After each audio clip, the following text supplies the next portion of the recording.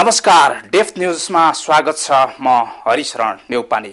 शनिबार 2072 वैशाख 12 गते गएको विनाशकारी भूकम्प ढल्यो धरहरा, आपतिए नागरिक। त्यसपछिका निरन्तरका पराकम्पन अझै पनि मानिस त्रसित छन्। 4 रेक्टर भन्दा माथिका भूकम्पका कम्पन होस् या पराकम्पनले 160 को संख्या नागिसकेको छ। भूकम्प आयो, हल्लायो जमिन, भत्कायो संरचना। एक किसिमले हेर्ने हो भने सबै तहस नहस नै बनायो। यति बेला महाप्रलयको यो पीडामा राष्ट्र डुबेका बेला यसैमा केन्द्रित छ आजको डेफ न्यूज।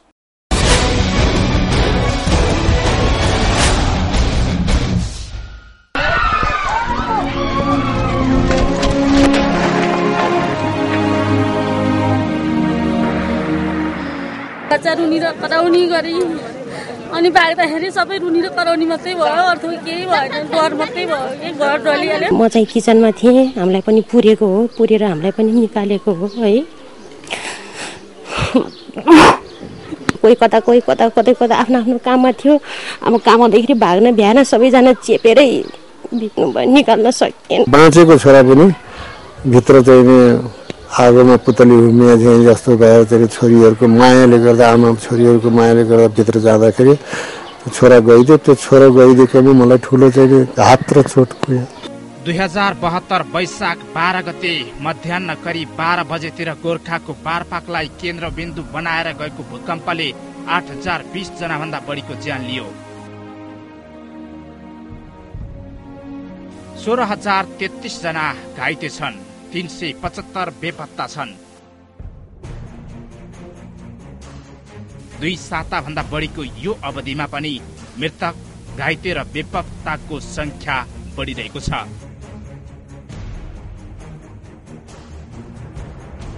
यो विनाशकारी भूकम्पले 4,16,359 घर तथा भवनहरू क्षति भएको प्रारम्भिक विवरण आएको छ र सरकारले यो अवधिमा 2,84,54,लाख रुपैयाँ उद्धार तथा राहतका लागि निकासा गरिसकेको जनाएको छ।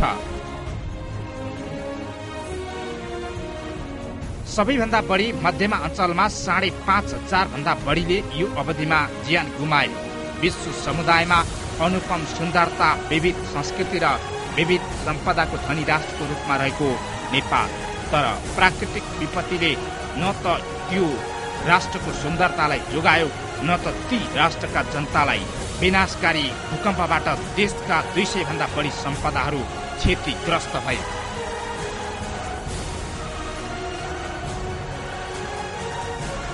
साँच्चै हेर्दो हो त नेपाललाई पनि लामो समय राजनीतिक द्वन्द्वमा फँसेको राष्ट्र नेपाल पछिल्लो समय केही आशाको दियो छरिएको थियो। नेपालीको मुहारमा केही मुस्कान थपिन लागेको थियो। स्वदेशमा नै केही गर्नुपर्छ भन्ने जनचाहना बढ्न थालेको थियो भने नेपाली भूमिमा विदेशी लगानी पनि बढ्दै गएको थियो। तर वैशाख 12 गते शनिबार गएको विनाशकारी भूकम्पले आम नेपालीको आशा र भरोसामा ठेस पुर्याइदियो। जे नहुनु भइसकेको छ ती विषय अब कोट्याउने भन्दा त्यसबाट अब व्यवस्थित गर्नु आजको आवश्यकता हो। पुरातत्व विभागको अनुसार 2072 सालको विनाशकारी भूकम्पबाट देशका 200 भन्दा बढी सम्पदाहरू क्षतिग्रस्त भएका छन्। राष्ट्रको धरोहर, धरहरा, काष्ठ मण्डप लगायत माटोमै मिले। यी सम्पदा निर्माणमा प्रयोग भएका बहुमूल्य सामग्री पनि नष्ट भए र यति बेला तिनको सुरक्षा पनि महत्वपूर्ण पाटो हो। विनाशकारी भूकम्पले जे क्षति त पुर्याइहाल्यो, अब क्षतिग्रस्त संरचनालाई सम्झनु भन्दा पनि पीडितलाई उचित राहत र ती त्यस्ता क्षतिग्रस्त भौतिक संरचनाको निर्माणपछि देश विकासमा सबै लाग्नुपर्ने खाँचो छ। सधैँ त्रास होइन, अब गाउँ गाउँ, बस्ती बस्तीबाट पुनर्निर्माणमा लाग्नुपर्नेछ।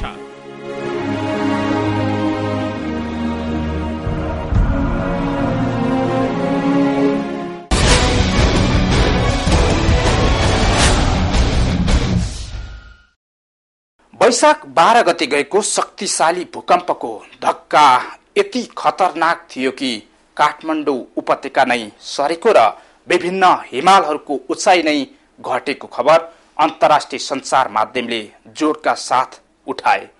यस्तो समाचार आउन थालेपछि सरकारले पनि अध्ययन सुरु गर्यो, नभन्दै हो रहेछ। अध्ययन गरिएका नगरकोट, फुलचोकी डाँडा र बुङमतीको लाखे डाँडा, स्वयम्भू तथा नुवाकोट जिल्लाको कुमारी डाँडा सरेको र उचाइ बढेको पाइयो। हेर्नुस् नापी विभागको यो विज्ञप्ति।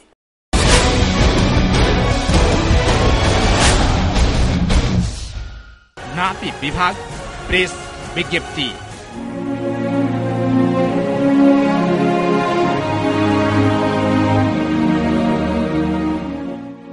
दुई 2072 साल वैशाख 12 गते गएको विनाशकारी भूकम्पले काठमाडौँ उपत्यका लगायत देशका विभिन्न जिल्लाहरूमा जनधनको ठूलो क्षति हुन पुगेको छ। यो भूकम्पले जनमानसमा विभिन्न किसिमका त्रासहरू सिर्जना गरेको पाइएको छ।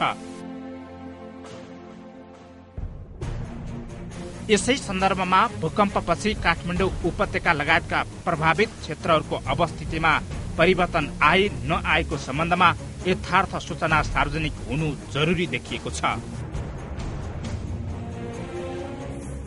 यसको लागि ग्लोबल रेफरेन्सको आधारमा भूकम्पपछि प्रभावित क्षेत्रको भूसतह स्थानान्तर भए नभएको सम्बन्धमा नापी विभागले तत्कालै अध्ययन सुरु गर्यो।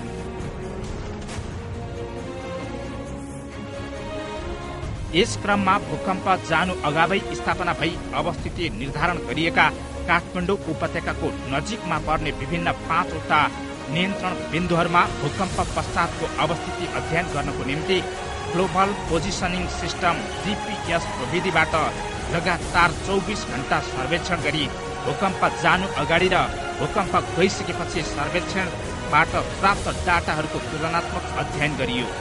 उक्त अध्ययनको क्रममा भूकम्प पश्चात भक्तपुर र काभ्रे जिल्लाको सिमानामा रहेको नगरकोट, ललितपुर जिल्लाको फुलचोकी डाँडा र बुङमतीको लाखे डाँडा, काठमाडौँ जिल्लाको स्वयम्भू तथा नुवाकोट जिल्लाको कुमारी डाँडामा रहेका नियन्त्रण बिन्दुहरूको जीपीएस प्रविधिबाट सर्वेक्षण गरियो।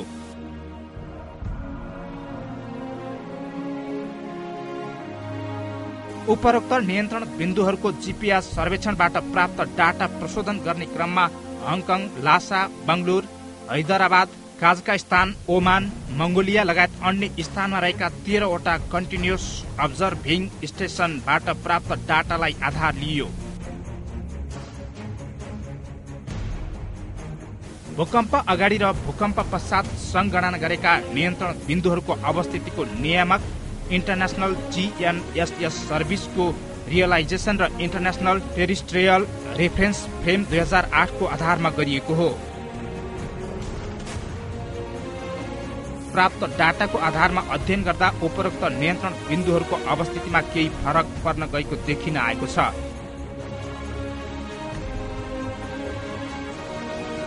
नगरकोटमा रहेको नियन्त्रण बिन्दुको अवस्थिति 1.82 मिटर साउथ वेस्ट दिशामा परिवर्तन भएको र इलिप्सोइडल इलेभेसन 1.1584 मिटरले बढेको पाइयो। फुलचोकीमा रहेको नियन्त्रण बिन्दुको अवस्थिति 0.92 मिटर साउथ वेस्टमा परिवर्तन भएको र इलिप्सोइडल इभ्यालुएसन 0.63 मिटरले बढेको देखिन्छ। त्यसैगरी बुङमती, स्वयम्भू तथा कुमारीमा रहेका नियन्त्रण बिन्दुहरूको अवस्थितिमा क्रमशः 0.99 मिटर साउथ दिशामा, 1.64 मिटर साउथ वेस्ट दिशामा र 1.71 मिटर साउथ वेस्ट दिशामा परिवर्तन भएको देखिन्छ। अवस्थितिको परिवर्तन मूलतः दक्षिणतर्फ र थोरै मात्र पश्चिमतर्फ रहेको पाइयो। ती नियन्त्रण बिन्दुहरूको इलिप्सोइडल इभ्यालुएसनमा पनि क्रमशः 0.77 मिटर, 0.98 मिटर र 1.093 मिटर बढेको पाइयो।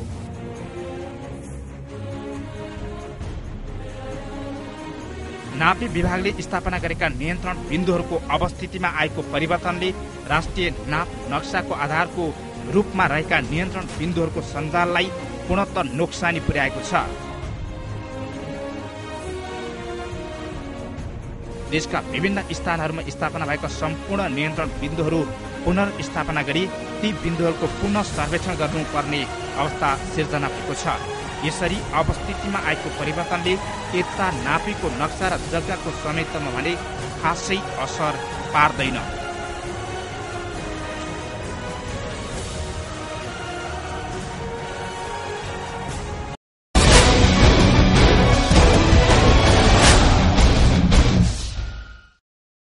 यो महाविपदमा हामी कहिले शब्दमा रङ भरिरह्यौं त कहिले दृश्यमा आवाज दिइरह्यौं। परोपकारी मनहरूलाई आह्वान गरिरह्यौं। महाप्रलयमा राष्ट्र रहेका बेला पीडितहरूको पीडामा मलम लगाऊ। पीडामा झन् निराशा पार्ने होइन, राहत बटुल्नुपर्छ, साहस बटुल्नुपर्छ। सकारात्मक भाव जगाउने काम हामीबाट भइरहि नै रह्यो।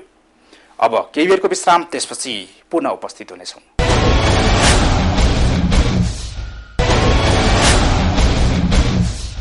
विश्रामपछि स्वागत छ डेफ न्यूजमा। जीवनमा राम्रो गरौँला, लालाबाला पढाउँला, सबैको अगाडि मान्ने गण्य भएर बाँचौँला भन्ने कतिको सपना विनाशकारी भूकम्पपछि केही सेकेन्ड भरमै सकियो।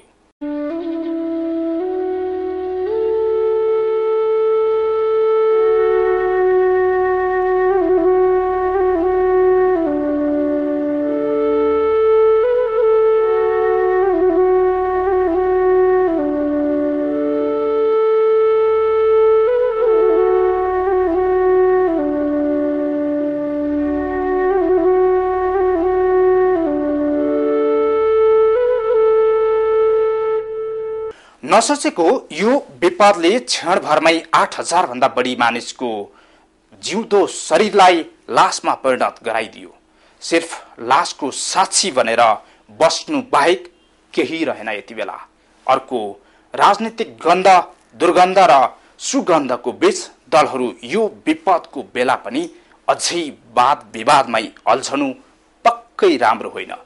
विनाशको एउटा दुःखद पाटो त छँदैछ, तर अर्को पाटोबाट हेर्ने हो भने यो हाम्रो देश पुनर्निर्माणको नयाँ अध्यायमा छ र त्यतातर्फ हामी लाग्नुपर्नेछ।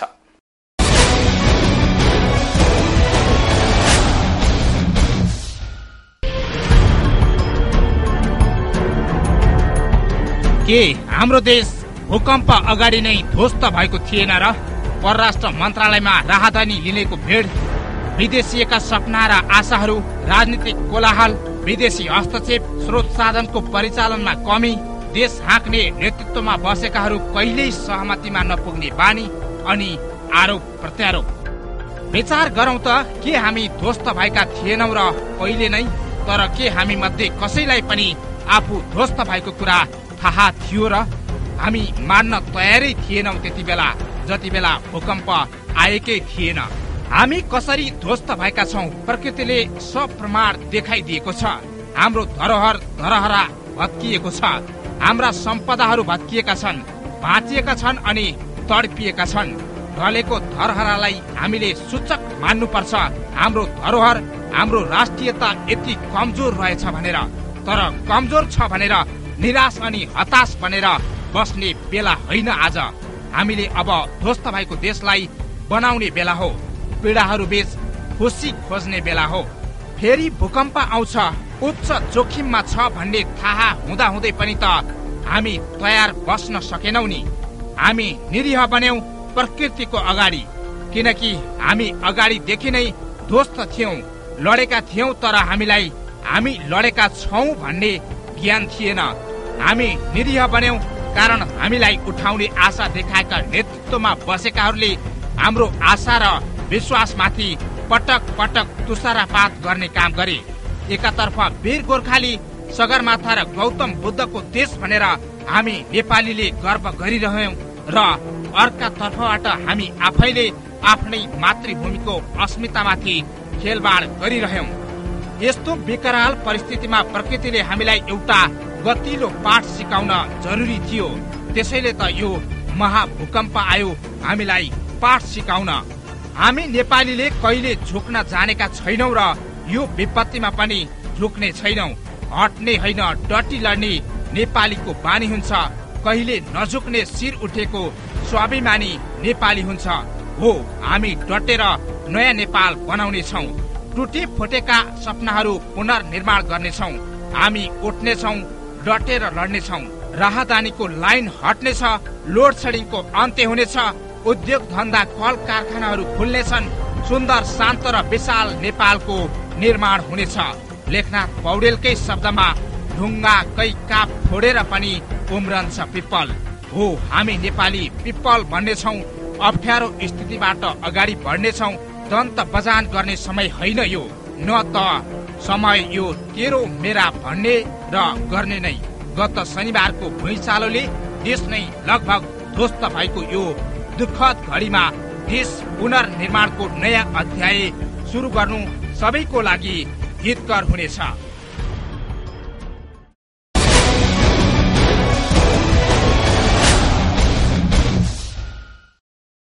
यो विपदका बेला सरकारले राहत दिन्छु भनेर आश्वासन बाँडेको छ।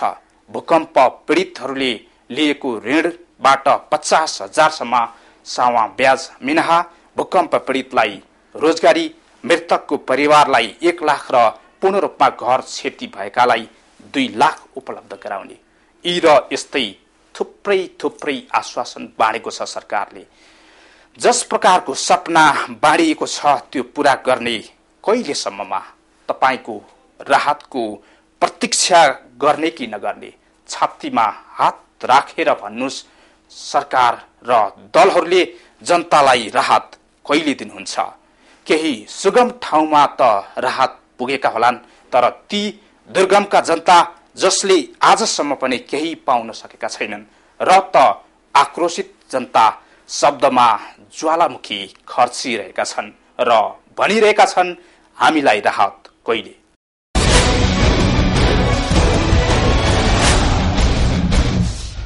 घरबाट धेर थोर त हामीले चन्दा पाइएला नि त, त्यो हाम्रो लागि हुँ सरकारबाट खटाएर यो मान्छे आउनु पर्छ।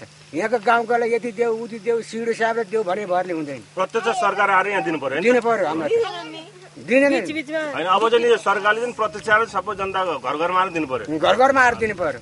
यहाँ हुँदैन, हामीलाई अड्डाडा खडा सिडियो पिडियो हामी जान्दैन। सिडियो भनेको सरकार हो नि त, सिडियो भने के सिडियो भनेर के अरू सिडियो नै उयो त हो नि। कस्तो हो बा सिडियो? सिडियो नि त हामी चाहिँ बुढी बा आफ्नो चान छोरी परिवार पाल्नु पर्यो। सिडियो अहिले कि 90 सालमा खाडल खनेर खाडल भित्र बस्नु भित्र बाँच्नु भयो। अहिलेको यो भूकम्प महाभूकम्प असाध्यै डर लाग्दो भयो। उल्काको धेरै लामो समय गयो। के भयो मुटु डराउनु भयो, के भयो? भयो हजुर, भयो मेरो बाबु साह्रै भयो। अरू कोही परिवार परेको छैन।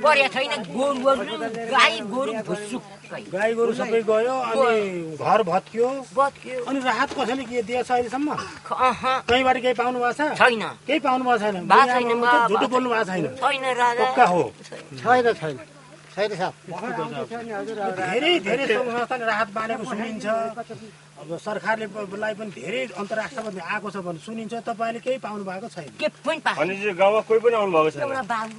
त्रिपाल पाएको छ? त्रिपाल पाउनु भएको छ? चामल दाल नुन केही पाउनु भएको छैन? अरू केही पाउनु भएको छैन?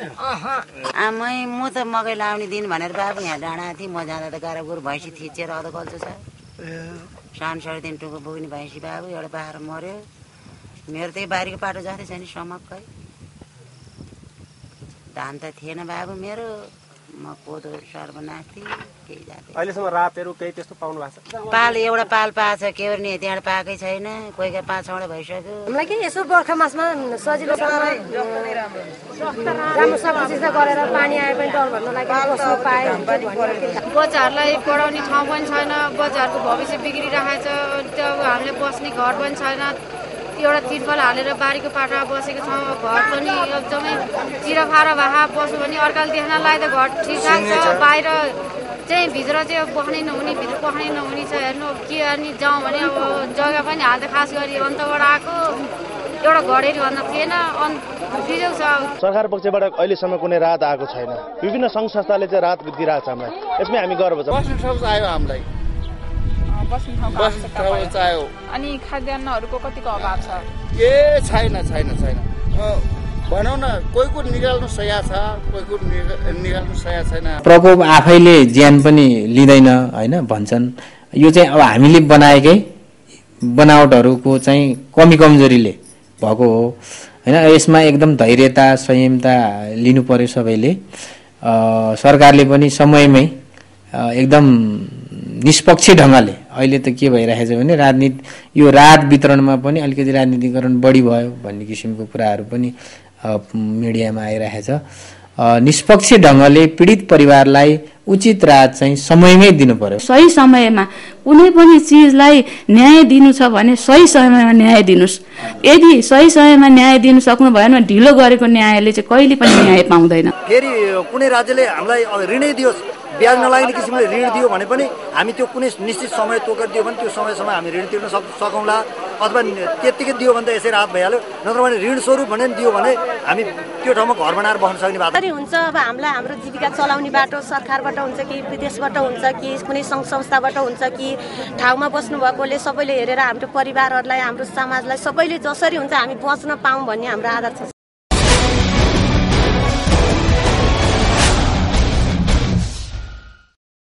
यो विनाशकारी भूकम्पपछि अर्कै अगुल्टो लिएर हिँड्नेहरू पनि एकै हुनुपर्छ भनिरहेका छन्। ठिक छ, यो राम्रो कुरा हो। यो दुःखको बेला भूकम्प पीडितलाई राहत तथा देश पुनर्निर्माणमा सबै एकै भएर लागुन्। हवस् त, डेफ न्युजको आजको श्रृङ्खलाबाट हामी सबै बिदा भयौँ। हेर्दै रहनुहोला माउन्टेन टेलिभिजन। नमस्ते।